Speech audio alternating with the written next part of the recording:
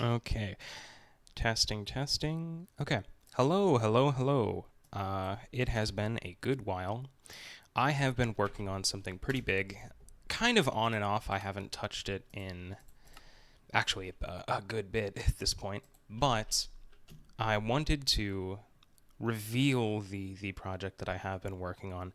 I haven't really touched YouTube in about a month, and unfortunately, all the momentum that I gained from the two videos I did upload is probably gone by now. But in any case, I have been busy with a lot of stuff in real life and obviously with this new project that I've been focusing on. So, this is my new mod. It is currently it is called Everything in Its Right Place. And that is a reference to the Radiohead song. I am a big fan of that song. It's one of my favorites. But the reason it's called that is because this mod is a very opinionated, sort of complete touch up to most aspects of the game. It doesn't currently cover every aspect of the game yet. Obviously, this is a very early version, but I've already touched on a lot of systems. And I will continue to touch on even more systems. I have many plans for the future. The floating hearts is not this mod, by the way. That's another mod that I have installed at the moment for testing purposes. But you may not notice any differences at first. This looks like a pretty normal world. Everything looks pretty normal. The very first change that a little spoiler there. The very first change that I made to this mod, and it was a change that it was the first idea that I had, and what this mod originally was before I started adding lots of other stuff, and it kind of grew into a whole other beast. But this mod was originally meant as a simple balancing mod for some things that I found to be a little overpowered in normal Minecraft, or that I didn't personally agree with. As I've said, this is a very opinionated mod, so keep that in mind. But the first thing that I've always thought was a little extreme that you could do in normal Minecraft is use fireworks to boost an elytra. So you can see, by default, this behavior is no longer a feature. You cannot use fireworks with an elytra. However, I have added a game mode for this. It's called Allow Elytra Boosting. As you can see, the default is false, but if you do so wish, you can set it to true. And obviously now I have to... This was not smart of me to to clear it from my inventory. It's just a habit. But as you can see, now it does work. It does now work. So that is the first change.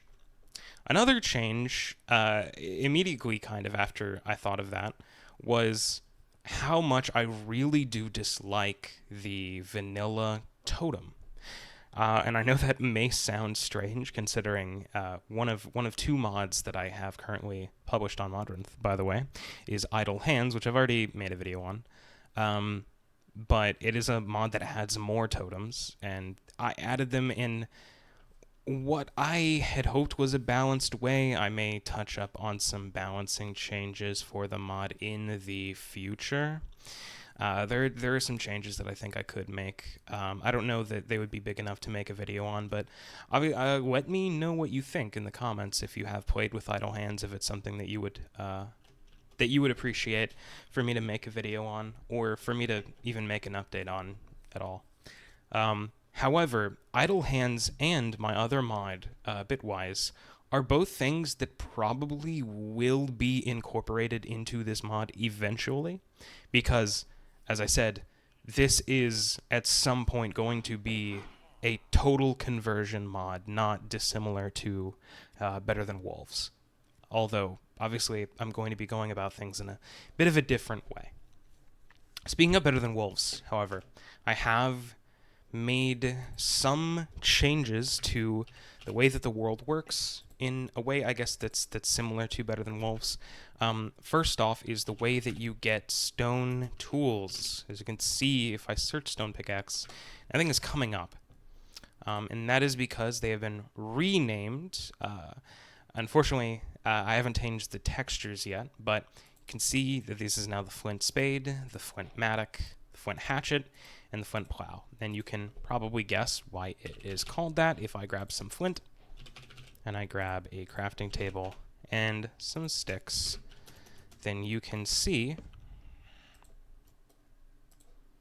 that crafting recipes are all the same. It just now uses flint instead of stone, which I thought would be a very nice sort of change. Obviously, flint in vanilla can be a little annoying to get. And this is one of the reasons why I have actually done some changes to how gravel works as a block and dirt just by itself. So if I get myself just some dirt here, dirt now has a very small chance by default to drop, there we go, flint. And it is about the same as the vanilla chance to drop flint from gravel. If you are not using any fortune or whatever, you're just mining gravel with your fist, it is about the same chance. I believe it's exactly the same chance, actually. Gravel, however, now will not only always drop flint, it will actually now drop 4 flint, and much like clay can be crafted from... Have I still not added that? Okay, it's almost a running joke at this point. Every time I've shown someone, one of my friends, to try to like show them while I was beta testing, I keep going, oh, I forgot to add the gravel recipe. I'll remember to add that before I show it off next time. But it looks like I still haven't. Well, rest assured, it is supposed to work where you use 4 flint and it makes it a gravel. That is how it's intended to work.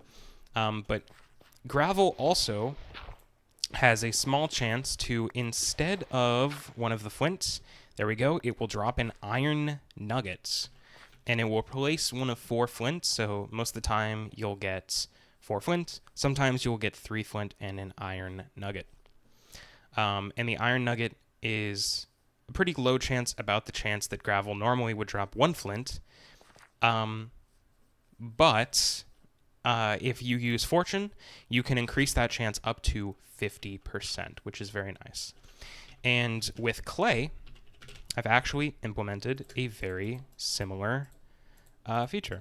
So if I use some clay, place it down, I mine it, you can see it's dropping 4 clay balls, but every once in a while, one of the clay balls will be replaced with a gold nugget. So this is really nice. It can be a good way early game to get some extra iron and golds. Obviously, not a whole ton of iron and gold, but theoretically, if you kept mining and placing clay over and over again, right, each clay block has about 4 gold nuggets in it, and you could kind of abuse the RNG continuously to get all those gold nuggets from it. So it would be tedious, but it is a guaranteed way to get gold eventually, which I just think it brings some more liveliness to the world, which I like, and it makes it brings to mind ideas of like gold prospecting, which is very cool. I think that it's a nice atmospheric change. Speaking of progression changes, though, I have also changed the way that water and lava interact in a way that I think is going to be a little bit more realistic, and this is fleshing out a pretty bare bones at the moment. I will expand on it probably later, but a geology system that makes every kind of stone in the game renewable, which I think is very nice. So obviously in vanilla, you would build a setup kind of like this, and it would make you some cobblestone. You can see I've changed the name there. Cobblestone is now called cobbled shale. However, if I remove this, it actually now creates basalt. Basalt, obviously being an igneous rock, this makes a little more sense. I know that you can already make basalt, and I have accounted for this. I believe actually it's soul soil and blue ice, right? Yeah, it's something like that. Let me... I believe it's like this. Yep. So this now generates tough I guess the idea is that tuff is a sedimentary sort of like buildup of ash, soil, ice. I don't know. I couldn't really think of a way to make tuff renewable, and I also had no idea what to do with this. So this was kind of the best that I could think of. It's not entirely realistic, but I suppose it's more realistic than Minecraft normally is. Now, obviously, if you have water flowing into lava, it would still make obsidian. It's probably the most realistic geological interaction in the game, if not entirely. And then we have the classical stone generator, which is lava flowing onto water. And this now is... Oh, I didn't give it time. Okay. This now generates stone, apparently. Huh. Okay, that's a bug.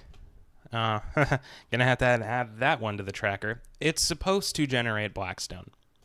I'm not sure why it's not. It was earlier, but that's something that I'll obviously fix. But yeah, so you may be thinking, though, if none of these are generating stone now, how do you get stone? Well, stone in Minecraft, we already know this from some, changes in devlogs and, like articles on the website and etc. We know that stone becomes deep slate, which has been confirmed by Mojang to be slate. Deep slate is literally just slate. Here's the thing. Slate in real life is made from shale. It is compressed shale. What is shale made by? Well, shale is formed over time by mud going through heating and compressing and etc. So you can no longer generate it, but you can craft it. And you can do so like this.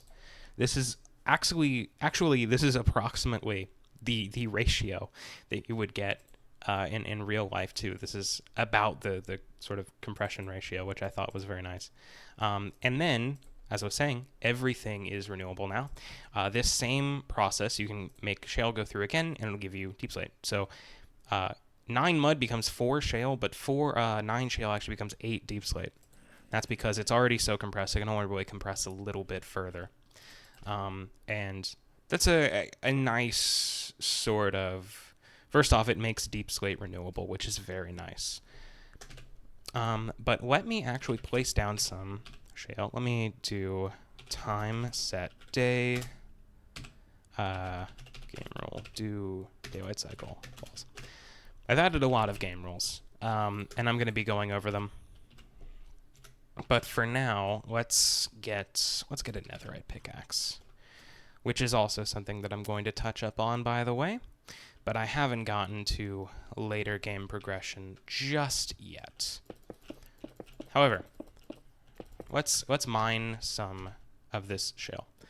You can see it's dropping 2 cobble, which is interesting because, well, theoretically, this allows for infinite duplication, right? Because you can just smelt it back into shale. Well, let me show you. If I get a furnace, I get some coal, we can indeed smelt it. Can indeed smelt our cobbled shale. However, it is not going to become shale. It is actually going to become basalt. And it is, I believe, the same thing for cobbled deep slate. If I put some in there, not entirely sure. I think it should be the same thing. Let's see. Yeah. So cobbled deep slate actually will become norite, which is blackstone. Blackstone's be renamed to norite, just as obviously stone has been renamed to shale.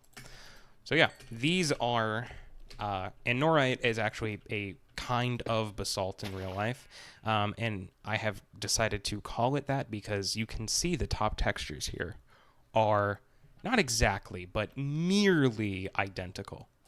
Norite is in fact a kind of basalt, and it looks pretty similar to Blackstone in real life.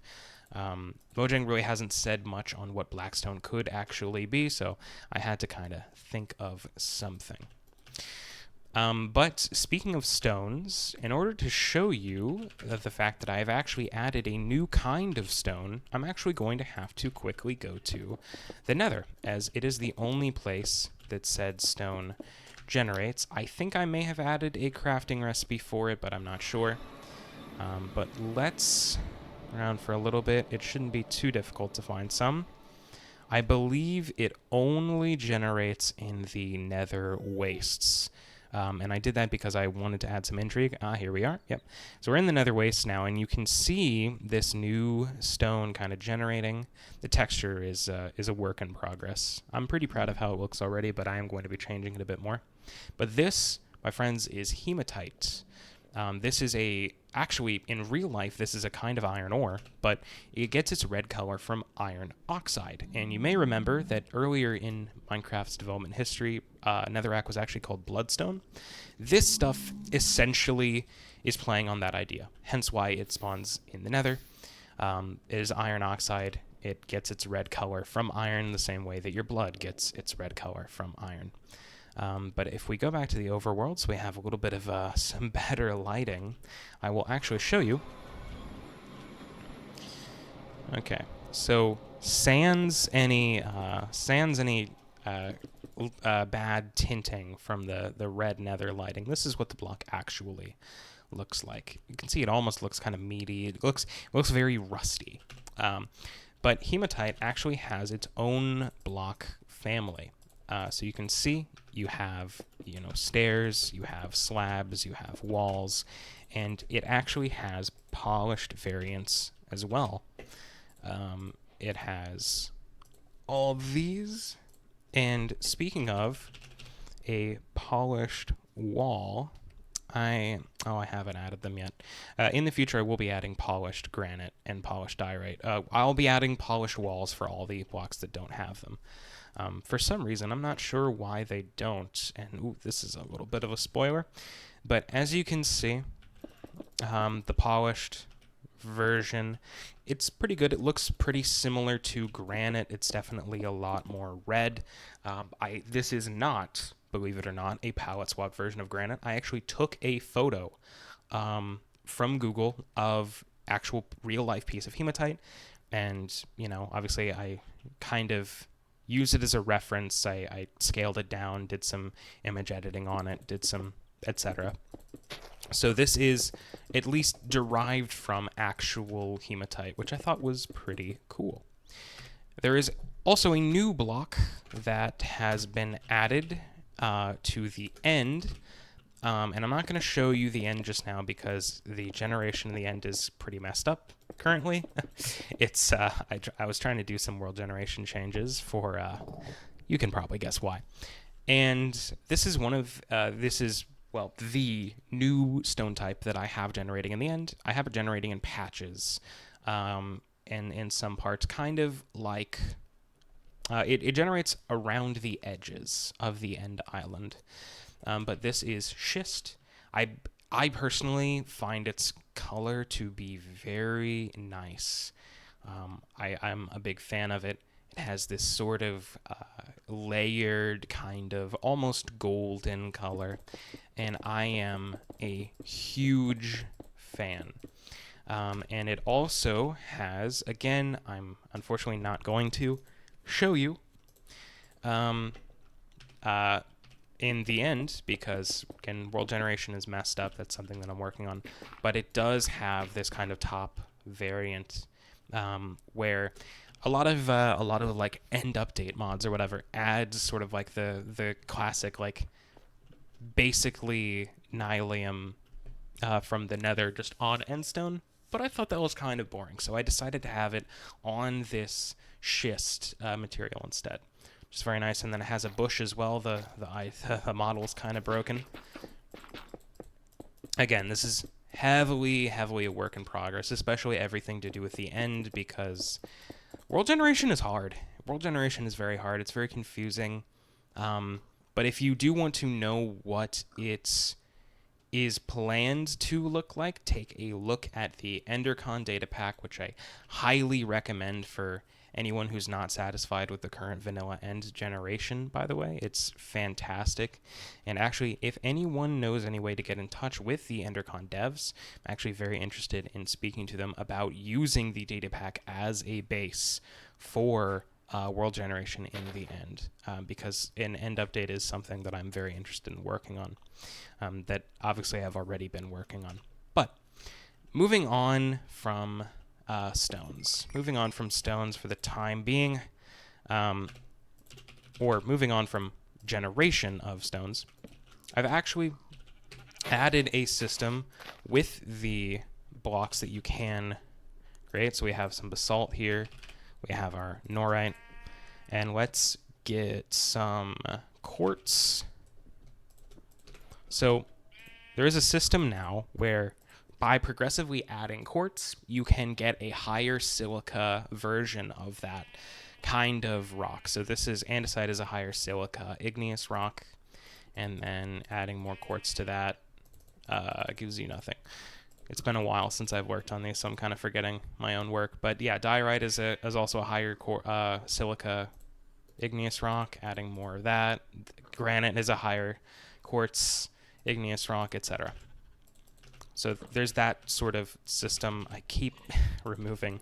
And I've actually made sand renewable as well from clay. So if you get clay and you get quartz, which is representing silica here, then you can... Is it... Huh? Hold on. Am I confused? Is it clay blocks? I think it might be clay blocks. What? How? Oh. Okay, it's just like this. But yeah, by adding quartz to clay, you sort of simulate the clay becoming very silica-rich, which eventually would lead to sand. So yeah, this is now how you get sand. And in the interest of making types of sand renewable, you can actually... you can actually make red sand as well. 2 sand, 2 iron nuggets makes 3 red sand. And this is, again, kind of simulating how red sand, of course, does get its color, you guessed it, from iron oxide. So we're going to take some of that. Does hematite have a recipe? It does not. That is a shame. I'll be adding a recipe for hematite at some point, don't worry. Okay. But that is, I think, it for the rocks portion. Let's get into some more of the balancing changes that I've made. One thing is that all forms of potions are now stackable. You can see mundane, health, whatever. This is similar to the way that potions were made stackable in the combat test snapshots. However, unlike in those, splash potions and lingering potions have also been made stackable. However, to balance this, there has been a cooldown added. So you can see I throw this. There is a very short cooldown. You can still throw them quite fast. But you can, of course, carry a lot of them in your hotbar compared to before, where you have to open your inventory and get more. And, of course, you can carry more just in general. And the same cooldown applies to both splash and lingering potions, which is very nice. However, there is a game rule to adjust this potion cooldown time. You can see it's currently set to 5. That is the time in ticks. If you set it to 0, and then you can see that there is no cooldown. Or if you wanted, you could set it to something crazy like 20, and then I really have it's a really bad habit of constantly clearing my hotbar. But yeah, now I will clear my hotbar because that's all that it really is to show with that. And some other things are now stackable too. Totems are stackable. And actually, I just remembered I was talking about totems earlier, and I kind of got sidetracked. I will get back to that. Totems are now stackable. Enchanted books are now stackable up to 16 as well. I was thinking maybe 64, but 16 felt more reasonable. However, let's get to totems now. Let's get to totems. Totems, obviously, in normal Minecraft, they save you from death. In my mod, they do absolutely nothing to protect you from death. If you're trying to use them to cheat death, if you think you can just have a bunch of totems in your inventory and keep, spam hot swapping totems like the modern geared up PvP meta seems to require, that is no longer a thing in this mod. Actually, a big driving force behind a lot of the changes in this mod are kind of my disdain for modern PvP and how grindy and resource management-y it has become. I really don't like combat systems that are centered around resource management. I like it when combat systems are centered around pure skill, around interplay of the different things that you can do, balancing, using your environment, etc. And I don't like current Minecraft PvP. So one thing that I did was to completely neuter totems. And I know that has some other issues that are cascading from it. For instance, Mace PvP is kind of broken now, right? And what about, armor breaking, etc. And these are all things that I've addressed too. So first, let's actually get the Mace, which I have made, believe it or not, some changes to. And this is going to seem really silly to a lot of you now that Minecraft has announced the spear as the next weapon coming to the game. Okay, that's a little embarrassing. However, the mace no longer works based on fall height. It now works based on velocity. And I swear to you, on every cell in my body, I could show you the metadata of the files in I could show you messages to friends on Discord where I have discussed this feature with them. I planned this functionality and fully coded this functionality long before spears were announced, and I was furious when they were. Dang it, Mojang, you stole my idea. You may not have known about my idea or even of my existence as a human being, but I am angry nonetheless. Copyright infringement. I am furious. I'm mostly kidding. But it does not actually work identically to the spear. It does work based on velocity. This is true. However, it is not based on pure velocity. It is based on the difference of your velocity and whatever you're hitting. Now, for most things, for most mobs, this is going to make approximately 0 difference because, well, most mobs really don't move that fast, except for like baby zombies. Baby zombies move pretty fast, actually. I'm realizing that.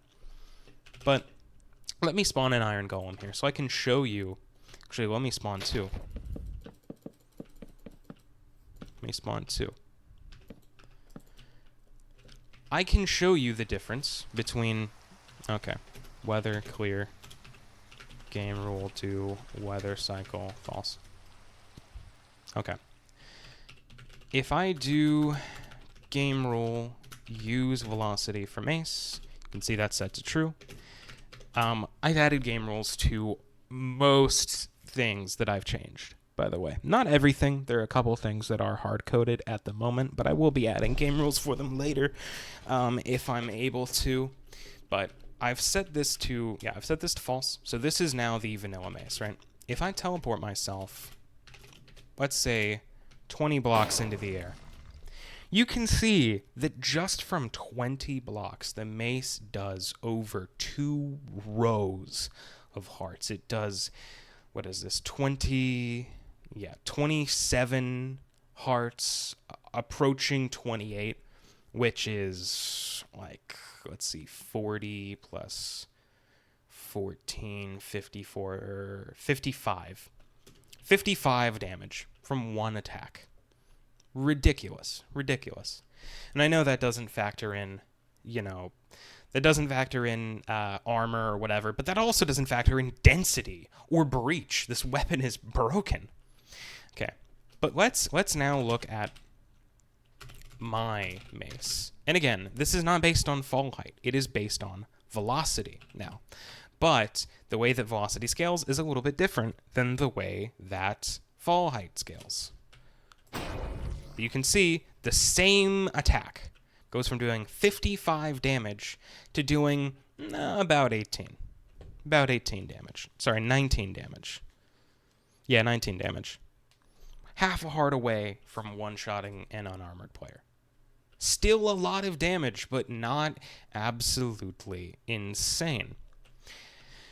And this is not even discussing density and breach. I had no idea what to do with density. Or really, I did know that I wanted density gone.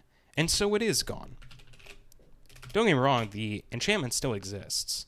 But if I put this on, say, a mace, it will do absolutely nothing.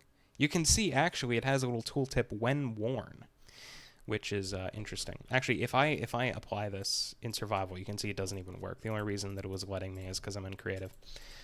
But if I decide to put this enchantment, say, on a chest plate, which also is the only thing that it will go on in survival. Let me actually get some. I can never remember if they're called Bottle of Enchanting or Experience bottles. But let me put this on my chest plate. You can see, when I wear this, I'm going to be a little bit slower. I'm going to fall a little bit faster. So you can see this does actually still synergize with the mace just because it does give you a little extra gravity. So it makes you fall faster, which obviously is going to make you do more damage because this is based on relative velocity, right? However, it also is going to increase your knockback resistance. So if I am wearing a full set of netherite, you can see that God, that's so loud. You can see that I get plus 10 knockback resistance from each piece. So that's 40% knockback resistance, right? And then this gives me an additional 35%, which means that if I am in survival and this guy hits me, come on. You can see that that does almost no knockback to me. So density is a very good enchantment for that kind of situation. It just does to have the downside of temporarily, it does reduce your speed by a bit. Now give me one moment. One moment.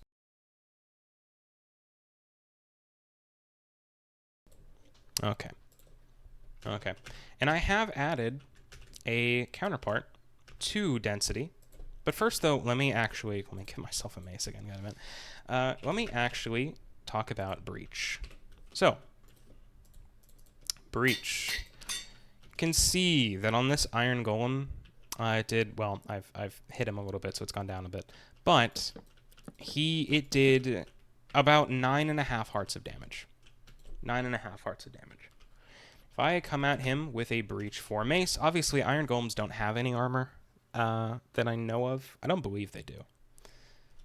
But if I teleport myself 20 blocks up, you can see breach 4 now reduces the bonus damage you get from velocity. So you can see that the same attack now does 6.5 hearts instead of 9.5 hearts.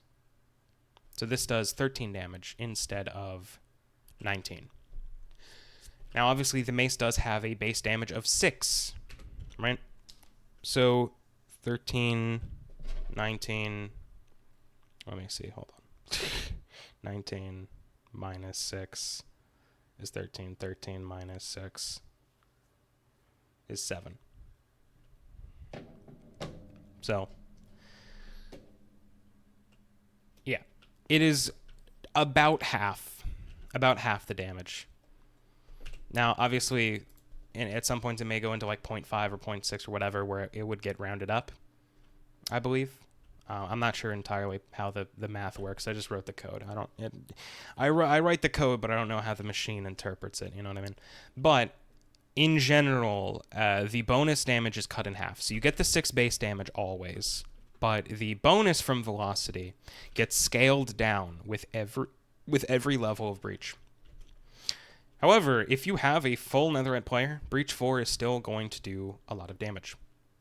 The other thing, though, that I want to point out is that the smash attack being based on velocity means you do not have to fall for it to work. If I summon an iron golem 20 blocks above me and say 2 blocks to the right, you can see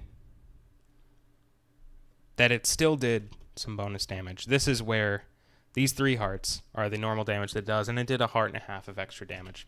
If I get a normal mace, and I do the same thing, you can see that did 4 hearts of bonus damage. So it's an extra 8 damage on top of the 6 that it does normally. So this is mainly actually, and it wasn't intended that way at the time because, again, spears didn't exist, but now that spears are going to be added, this really becomes a very good spear counter.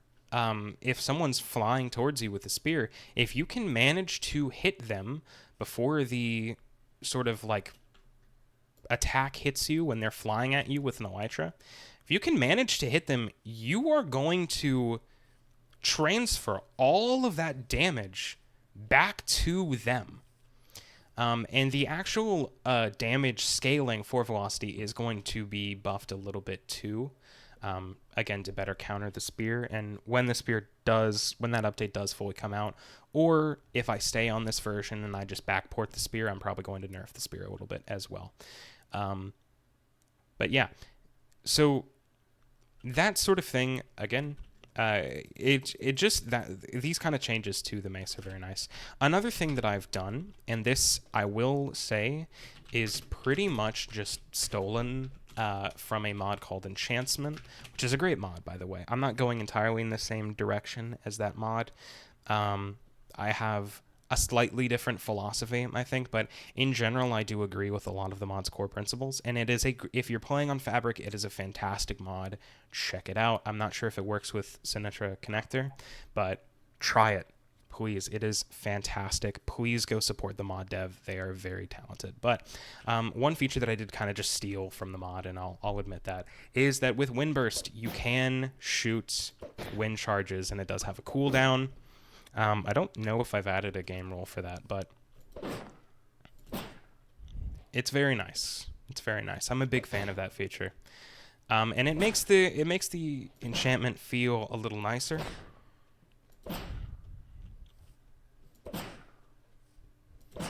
And it's great. And since fireworks don't work with elytra anymore, I've actually been practicing my my windburst flying. Because it's a little tricky to get the hang of, especially when you're hitting trees like a doofus, but it can be very nice, is the point. It can be very nice, and you don't have to worry about constantly stocking up wind charges. But the others, so that's one aspect of removing totems that's kind of addressed, right? Maces are a lot more balanced now. However, what about the other thing that's plaguing PvP? What about the whole, having to stop the fight to go splash a bunch of XP bottles on your armor every couple minutes? Well, I had a simple solution to that. And that solution was to, if I get a shovel, remove durability entirely. You may have also noticed it earlier when I was mining the... Okay, I'm going to turn down animals. Sorry about that. They're very loud. And my nose is itching. I don't know why my nose is itching. That's really annoying. But I've removed durability entirely as a mechanic from the game. Nothing loses any durability ever, which is very nice. I'm a big fan of this.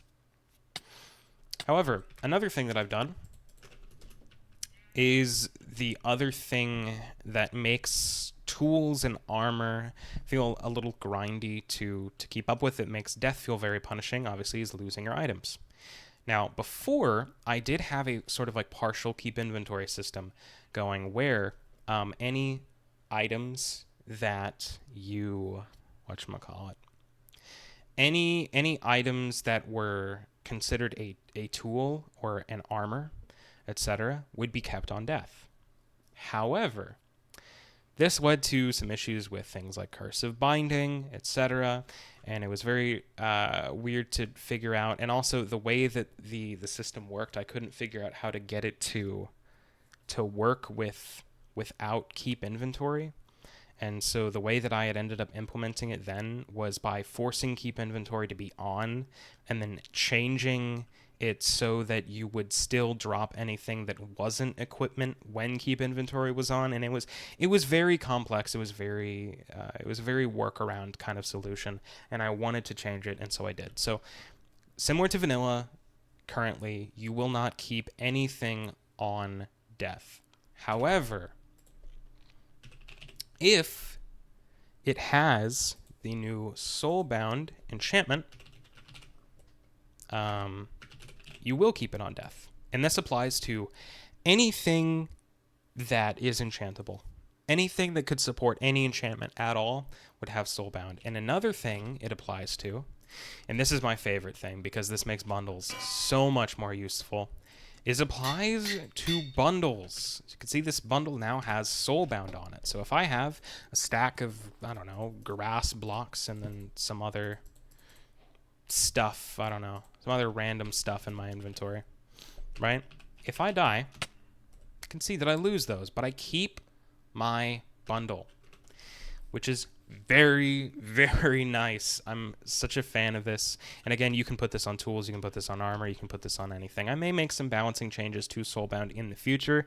I don't really, because one thing that I don't like about vanilla is a lot of enchantments are like, oh, it would be stupid to not have this, right? So you're incentivized to not use it unless you get that enchantment for it.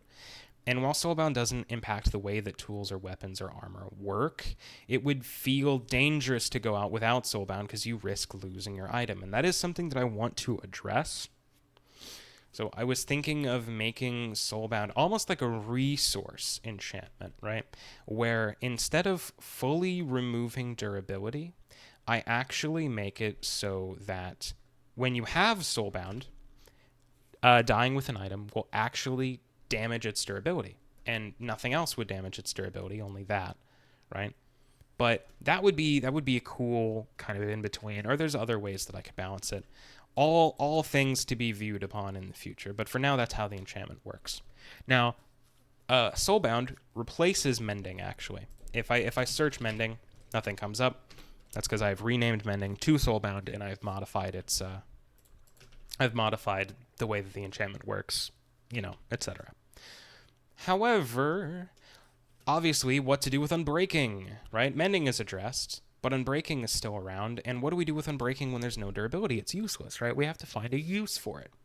Well, you may be surprised to see that if I search Unbreaking, it's still here.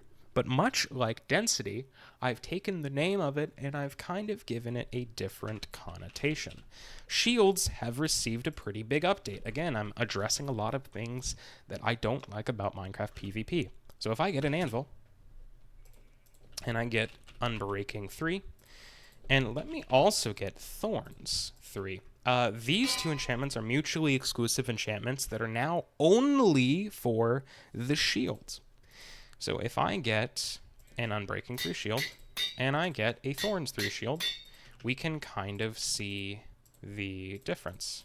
So let me show you, and I'll kind of show you the difference. But let's do time set night. And let's spawn a Wither Skeleton. Wither Skeletons carry swords, as you can see. They carry swords. Shields in vanilla Minecraft can be disabled by axes. However, in my mod, shields can be disabled by just about anything. So if I'm holding this up, you can see that my shield is disabled. However, it didn't seem to be disabled for too long. That's because anything that is not an axe, anything that's a melee weapon, to be specific, that is not an axe, will disable the shield for half the time that an axe would. You can see in the Thorns effect still works. I've also slightly buffed Thorns. Thorns now gives you a little bit of natural protection, and protection is another thing that I'll touch on later. So, obviously the way that Thorns work is, you know, it's kind of self-explanatory. Thorns works the same way that it normally would on armor, besides giving you a little bit of general protection, which is new, right? But what about Unbreaking? The big ticket seller here that I've been trying to explain, although I keep rambling on. What does Unbreaking do? Well, each level of Unbreaking actually lowers the time that your shield will be broken. So you can... Oh. So at Unbreaking 3, the time that your shield is broken will actually be cut in half, which is very nice. So, you know, obviously the time that your shield normally would be broken by an axe... And as I was saying, all melee weapons are going to be half of that normally. So now that time that you would see, that you were seeing there from my shield being broken from a sword, is how long my shield would be broken from an axe. And how long my shield would be broken from a sword is now half of that. So it's very nice. I'm a big fan of it, and it is mutually exclusive with Thorns, which actually gives you some reason to try to choose between them, which is nice. But what about protection? I said that I was going to talk some more about protection. Well, protection, just as an enchantment, protection 4 still exists. Still exists. You may have thought that I was going to remove protection, and I was considering it, but I decided to keep it. However, I have changed the way that it works, just ever so slightly. If I don't have any experience, but it doesn't matter, I can still show you.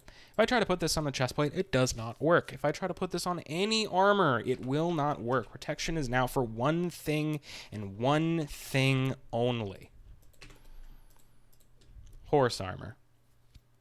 You can now put protection on horse armor. It will protect your horses, which is very nice. And there is one other enchantment that you can put on horse armor.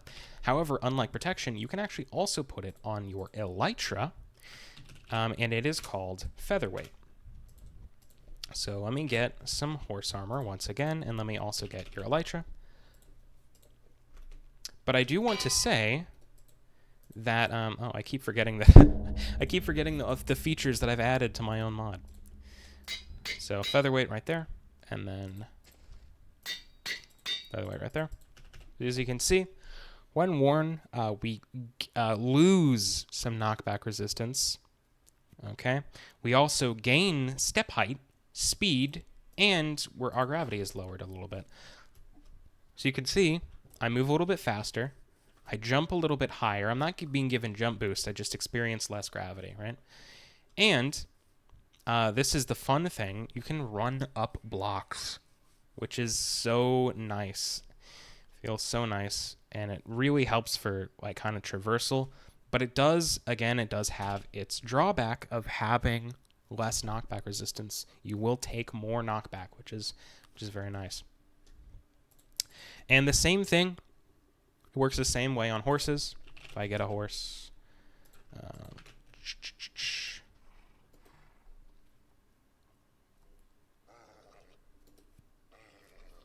come on, buddy. All right. So let's get a saddle. So you can see this horse is pretty fast. However, as I put this on, see the horse is a little bit faster, and he can jump a little bit higher, and he experiences a little less gravity.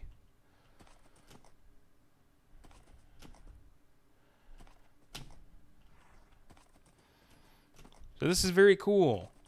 I think that this is pretty nice. Now, obviously, for players, if you have featherweight, you're choosing between this and having armor. Because obviously this can only go on elytras. There is reasons you wouldn't want to have it on elytra. I believe you actually fly slower if you have less gravity with an elytra. So that is something to consider. But just close to the ground traversal, I believe it makes it a little bit easier because you do get that speed boost. However, obviously if you're wearing an elytra, then you're losing out on armor and you're losing out on protection. Speaking of protection, while we don't have general protection, we do still have fire, blast, and projectile. However, they've been renamed. We now have shock protection, spell protection, and spike protection. And I'll quickly go over what these do. So, let's get 3 chest plates. Why not? Let's use chest plates to show these off. So, if you have a spike protection chest plate, spell, and shock, these are based on the 3 unique protection types in vanilla, but they're quite expanded and buffed a little bit as well. So, spell protection is based on fire protection. We'll go over this one first. However, unlike normal fire protection, it also protects against a couple of other things. It protects against freezing damage, and this is the big one, it protects against magic damage by quite a bit. If I throw a splash potion of harming on myself, you can see that does 4 hearts, whereas if I was wearing nothing, it does 6 or more. So it does quite a bit. It does quite a bit to protect you, which is very nice. So magic and also any kind of temperature damage, fire, frost, etc. Spike protection is actually projectile protection.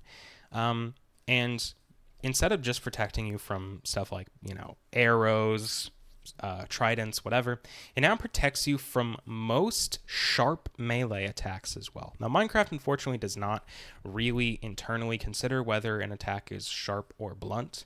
So in this context, sharp melee attacks refers to player attacks. And also other things, other damage types that I took as being sharp. For instance, falling on a stalactite, falling on a stalagmite. Stalactites are the ceiling ones. Falling on a stalactite is considered sharpness damage, and any player attacks are considered sharpness damage. And the reason for this is unless a player is hitting you with their fist or hitting you with a mace, which thankfully is its own damage type anyway, any player attack is going to be using a sword or an axe or a trident or something that has some kind of blade on it, right? And blades are sharp. Therefore, player attacks are sharpness damage. I know that that's a bit of a logical twisting, and it wouldn't make sense for if you're playing on a mod pack that adds clubs or whatever, anything like that. But I really didn't feel like rewriting the entire damage type system. That would break a lot of things with mod compatibility. It might be something that I'll do in the future. Again, total conversion mod. But for now, I'm leaving it as is. So that is spike protection. It's taken projectile protection from being possibly the most useless and the one that will get used the least to the one that I feel like in terms of general PvP use would probably be the most common. Although you may not use it a ton in survival. I guess unless you're jumping on stalactites a lot or fighting a lot of skeletons. In PvP, in multiplayer, it really shines, which I think is pretty nice. Another thing is shock protection. Shock protection is the same as normal vanilla blast protection, obviously, right? However, I've expanded it to the same way that projectile is now about sharp attacks. This is now about blunt attacks. So, shock waves, obviously, are blunt damage. Fall damage also is blunt damage. This specially protects against that. Another thing that it protects against is mace attacks. This actually specifies mace attacks are considered blunt damage. Thankfully, they are their own damage type for some reason.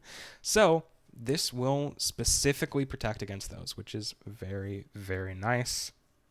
And it's something that I think is pretty cool. But yeah, and then also mob attacks are all folded in here as well. So shock protection is the one, along with spell protection, that you would probably want to focus on in survival worlds, because single player, it's the kind of damage that's going to be coming up the most. And all of these armor sets are formulated so that if you were to have a full set of shock protection 4, you would get 20 armor points against those types of damage. If you were wearing a full set of spike protection, you would get 20 armor points, that's the full amount, or 20 protection points, against that type of damage. It's the same with all 3 sets. So if you were wearing a full set of each, you would be practically immune to that kind of damage, but obviously you would still be very vulnerable to every other kind. So now you have to think about it. Obviously these still are mutually exclusive. You can't have all of them on one piece of armor, of course. So the way that most people are probably going to want to do it is to have one kind or one enchantment of each on each of their armor pieces, and then maybe have an additional one of whichever one they want to really specialize in on their last piece of armor. Or they could use their last piece of armor for their elytra or any other kind of thing that might not be compatible with protection. So that's the way that works now. But I have changed some other things. For instance, sharpness no longer exists. Instead, we have frost aspect. And frost aspect obviously goes on a sword, and it replaces sharpness. Yep, frost aspect. You can see frost aspect is only 1 level. Fire aspect has been truncated to only 1 level as well. But you'll see that if I hit something, if I hit something with a weaker attack so it doesn't immediately die, you can see that it gets frost for just a tiny little bit. That really was not a long time. And the reason that this is that frost aspect actually continuously builds frost damage on a timer the more that you attack with it. So you can see I've really gone to town on attacking, and this golem now has a considerable amount of time that it's going to be doing frost. And it's also based on your attack cooldown as well. So if you're spam clicking, then you can see it's going to go away almost instantly. But if you do a full hit, then it's going to be taking frost damage for a little bit more.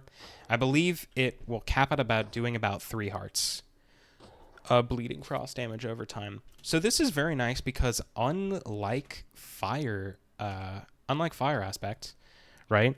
Frost damage is a lot harder to get out of. Obviously, you could get out of it by temporarily setting yourself on fire. That's an easy way to get out of frost aspect. Obviously, then you'll be taking fire damage, right? But it does mean that fire resistance now is even more important in PvP, because if someone hits you with frost aspect, then you may need to put yourself on fire in order to counter that. Otherwise, you're going to be taking pretty much unavoidable bleed damage. It will not just go away the way the fire, it's a lot. It goes through armor unless you're wearing, obviously, spell protection. So that's that. And I believe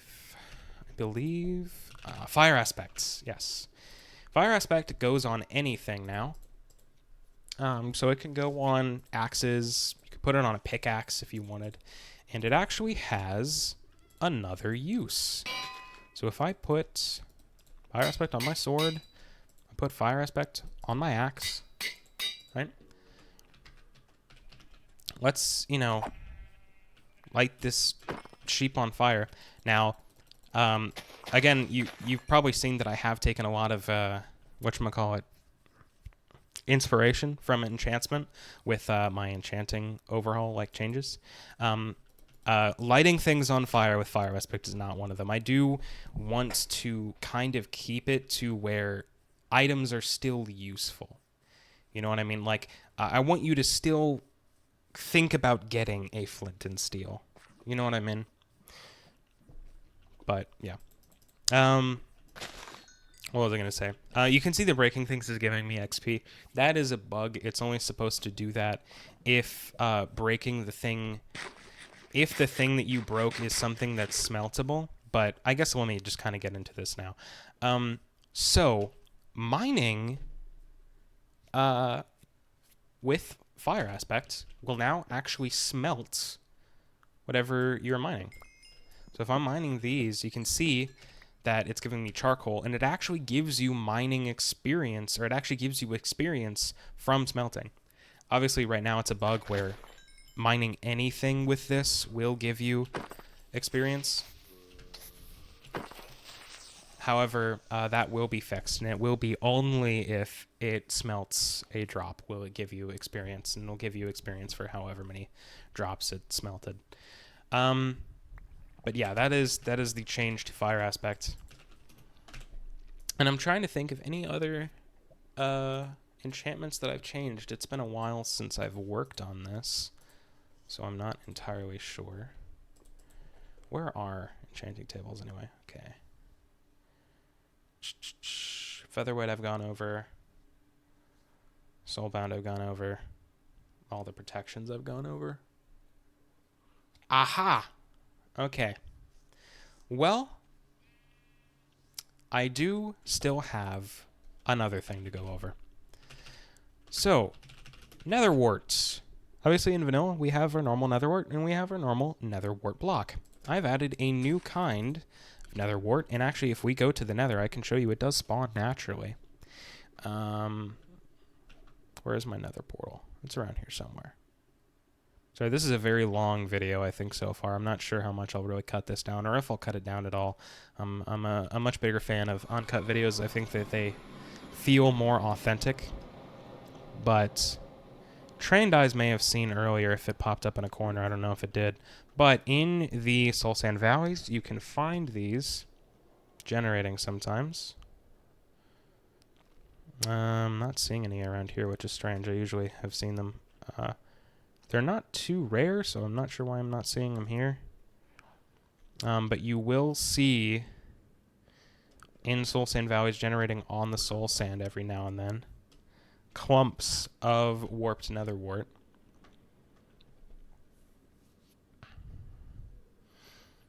Come on.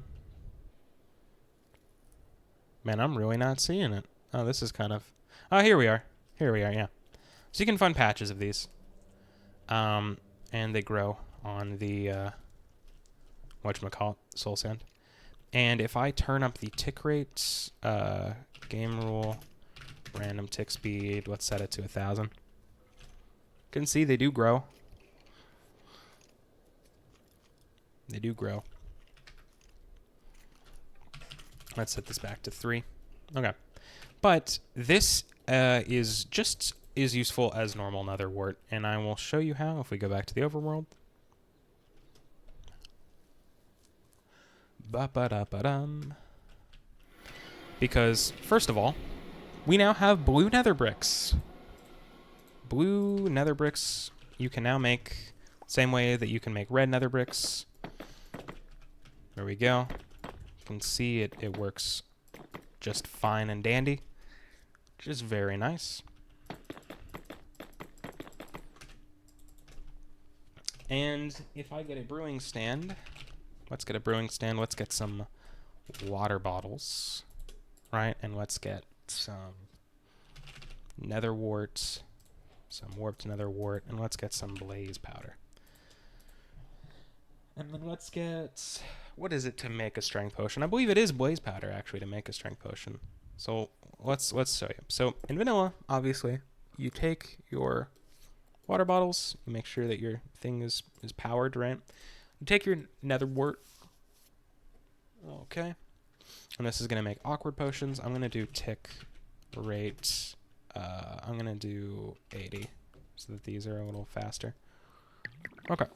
And you get your awkward potions. And then you take your awkward potions, you get your blaze powder, and then you're going to get your strength potions. You can see potion of strength, right?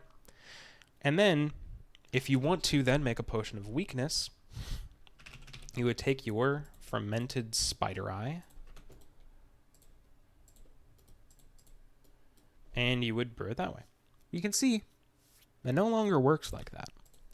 Okay, so how do we make a potion of weakness now? Aside from the other really weird thing where you literally just, I think you literally just use a fermented spider on water bottles.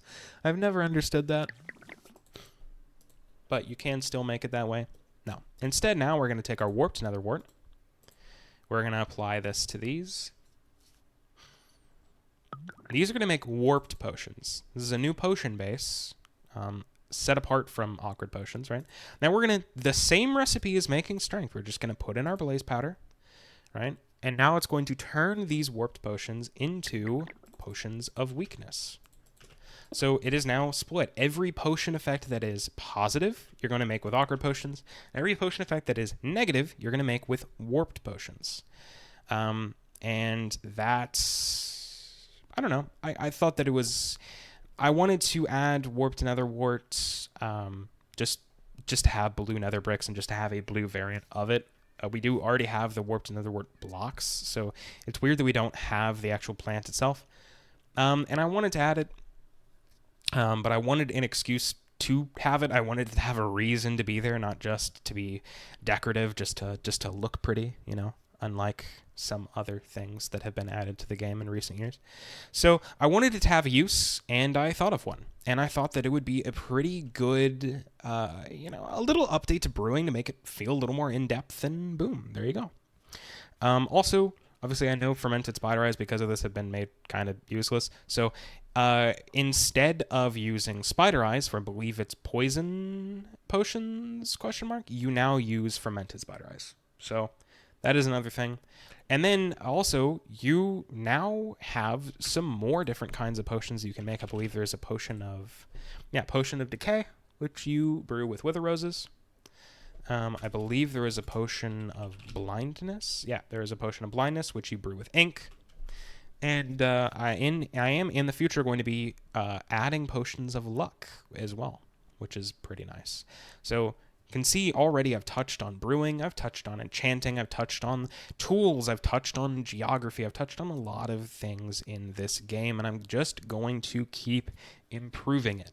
I'm going to keep adding things, I'm going to keep changing things, I'm going to keep removing things, most likely, until the game matches my my vision. Until everything is in its right place. But thank you for watching. I know this video has been kind of all over the place. I know probably people are going to be like, oh, where's the mod? Where can I download it? If there's not a download link in the description, that means it's not done yet, and I haven't added it on Modern. It is probably going to be a while before I update it because, as you can see, there's some things that need to be fixed. A lot of polish is missing here, and there's a lot of things I still want to add, a lot of synergies, and things I haven't even gone over in this video because I haven't implemented them, or I haven't implemented them well enough. I haven't even shown you the end because, again, you know, it's not done. World Generation's really buggy right now. And again, if anyone knows how to get in contact with the Endercon devs, please let me know. I would love to kind of talk shop with them and basically just ask permission to use their World Gen code. A modified version of it, obviously. But yeah, that's been the video. Thank you for watching. Sorry for, disappearing for a while. And I'll see you on the next one.